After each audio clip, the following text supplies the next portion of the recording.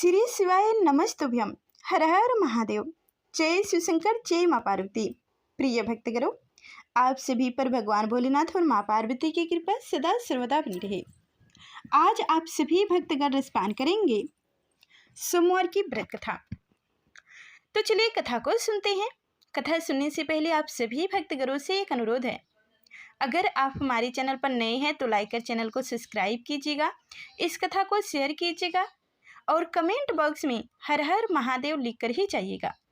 तो चलिए कथा को शुरू करते हैं। तो भगवान भोलेनाथ और माँ पार्वती का ध्यान करते हुए कथा को पूरा अंत तक सुनिएगा। तो किसी नगर में एक धनी व्यापारी रहता था। दूर दूर तक उसका व्यापार फैला हुआ था। नगर के सभी लोग उस व्यापारी का सम्मान करते थे। इतना सब कुछ संपन्न होने के बाद भी वह व्यापारी बहुत दुखी था, क्योंकि उसका कोई पुत्र नहीं था, जिस कारण अपनी मृत्यु के पश्चात व्यापारी के उत्तराधिकारी की चिंता उसे हमेशा सताती रहती थी। पुत्र प्राप्ति की इच्छा से व्यापारी प्रत्येक सोमवार भगवान शिव का व्रत पूजा किया करता था और शाम के समय शिव मंदिर में जाकर शिव जी के सामने घी का दीपक जलाया करता था। उसकी भक्ति देखकर माँ पार्वती प्रसन्न हो गई और भगवान शिव से उस व्यापारी की मनोकामनाएं पूर्ण करने का निवेदन की। तब भगवान शिव बोले, इस संसार में सबको उसके कर्म के अनुसार फल की प्राप्ति होती है। जो प्राणी जैसा कर्म करते हैं उन्हें वैसे ही फल प्राप्त होता है। शिव जी द्वारा समझाने के बावजूद माँ पार्वती नहीं मानी और उस व्यापारी की मनोकामना पूर्ति हेतु उस शिव जी से बार बार अनुरोध करती रही।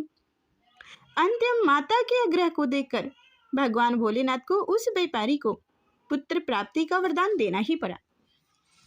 वरदान देने के पश्चात भोलेनाथ माँ पार्वती से बोले, आपके आग्रह पर मैंने पुत्र प्राप्ति का वरदान तो दे दिया, परंतु इसका यह पुत्र 16 वर्ष से अधिक समय तक जीवित नहीं रहेगा।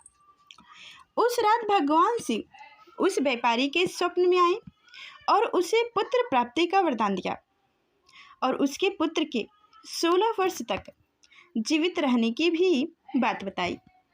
भगवान के वरदान से व्यापारी को खुशी तो हुई, लेकिन पुत्र की अल्पायु की चिंता ने उस खुशी को नष्ट कर दिया। व्यापारी पहले की तरह सोमवार के दिन भगवान शिव का विधिवत व्रत करता रहा। कुछ महीनों के बाद उसके घर एक अति सुंदर बालक ने जन्म लिया और घर में खुशियां ही खुशियां भर आई। बहुत धूमधाम से पुत्र जन्म का समारोह मनाया गया, परंतु व्यापारी को पुत्र जन्म की अधिक खुशी नहीं हुई, क्योंकि उसे पुत्र की अल्पायु के रहस्य का पता था। जब पुत्र 12 वर्ष का हुआ तो व्यापारी ने उसे उसके मामा के साथ पढ़ने के लिए वाराणसी भेज दिया। लड़का अपने मामा के साथ शिक्षा प्राप्त हेतु चल दिया। रास्ते में जहाँ भी मामा भांजे विश्राम हेतु रुकते हैं, वहीं यज्ञ कराते हैं और ब्राह्मणों को भोजन कराते हैं। लंबी यात्रा के बाद मामा भांजे एक नगर में पहुंचे। उस दिन नगर के राजा की कन्या का विवाह था, जिस कारण पूरे नगर को सजाया गया था।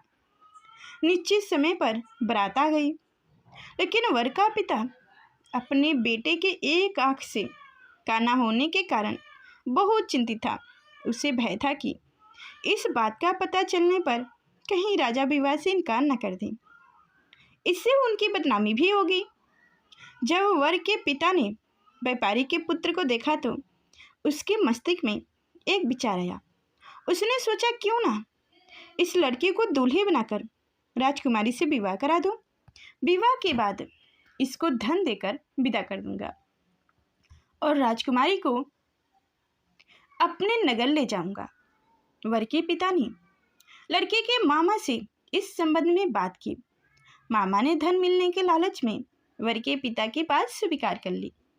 लड़के को दूल्हे का वस्त्र पहनाकर राजकुमारी से विवाह करा दिया गया। राजा ने बहुत सारा धन देकर राजकुमारी को विदा किया। शादी के बाद लड़का जब राजकुमारी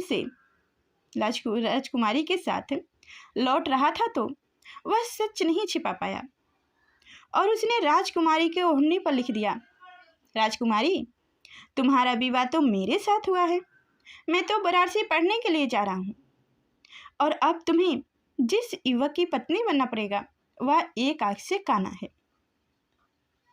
जब राजकुमारी ने अपनी ओढ़नी पर लिखी हुई पढ़ी तो उसने काने लड़के के साथ जाने से इनकार कर दिया। राजा को जब ये बातें पता चली तो उसने राजकुमारी को महल में ही रख लिया। उधर लड़का अपनी मामा के साथ वाराणसी पहुंच गया और गुरुकुल में पढ़ना शुरू कर दिया। जब उसकी आयु 16 वर्ष की हुई तो उसने यज्ञ किया। यज्ञ की समाप्ति पर ब्राह्मणों को भोजन कराया और खूब अन्न वस्त्र दान दिया। रात्र को वह अपनी शयन कक्ष में सो गया।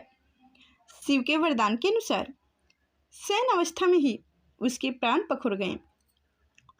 सूर्योदय पर मामा मृत भांजे को देखकर रोने पीटने लगा। आसपास के लोग भी एकत्रित हो गए, दुख प्रकट करने लगे। लड़के के मामा के रोने विलाप करने के स्वर समीप से गुजरती हुई भगवान शिव और माता पार्वती जी ने भी सुनी। माता पार्वती ने भगवान से कहा, प्राणनाथ, मुझे इनके रोने के स्वर सहन नहीं हो रहे हैं, आप इस व्यक्ति के कष्ट को अवश्य दूर करें। भगवान शिव ने माता पार्वती के साथ अपना रूप में बदल कर आए और जब जाकर समीप देखा तो भोलेनाथ माता पार्वती से बोले, यह तो उसी व्यापारी का पुत्र है जिसे मैंने 16 वर्ष की आयु का वरदान दिया था।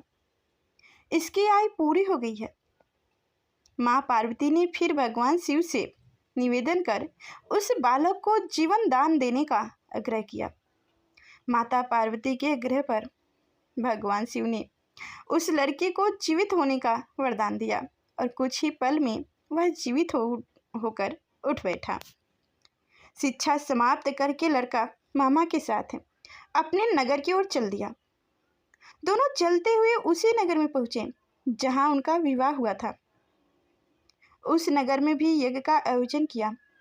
समीप से गुजरते हुए नगर के राजा ने यज्ञ का आयोजन देखा और उसने तुरंत ही लड़के और उनके मामा को पहचान लिया। यज्ञ के समाप्त होने पर राजा मामा और लड़के को महल में ले गया और कुछ दिनों तक उन्हें महल में रखकर बहुत सा धन, वस्त्र आदि देकर राजकुमारी के साथ विदा कर दिया।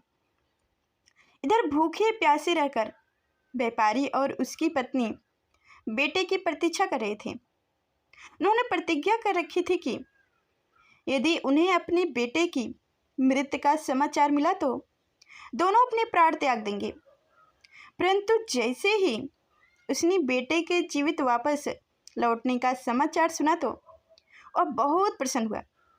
वह अपनी पत्नी और मित्रों के साथ नगर के द्वार पर पहुंचा। अपने बेटे के विवाह का समाचार सुनकर पुत्रवधू राजकुमारी को देखकर उसकी खुशी का ठिकाना न रहा। उसी रात भगवान शिव ने व्यापारी के स्वप्न में आकर कहा, हे सर्वश्रेष्ठ व्यापारी, मैंने तेरे सोमवार के व्रत करने और व्रत कथा सुनने से प्रसन्न होकर तेरे पुत्र को लंबी आयु प्रदान की है। पुत्र की लंबी आयु जानकर व्यापारी बहुत प्रसन्न हुआ। तो ऐसे हैं हमारे भोलेनाथ। शिव भक्त होने तथा सोमवार का व्रत करने से व्यापारी की सभी मनोकामनाएं पूर्ण हुई। इसी प्रकार जो भक्त सोमवार का विधिवत व्रत करते हैं और व्रत कथा सुनते हैं उनकी सभी इच्छाएं पूरी होती है। तो प्रेम से बोलिए हर हर महादेव।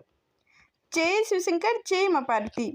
तो प्रिय भक्तगणों, उम्मीद करती हूँ कि आज की हमारी कथाएं आप सभी को अच्छी लगी होगी। तो लाइक और चैनल को सब्सक्राइब करिए।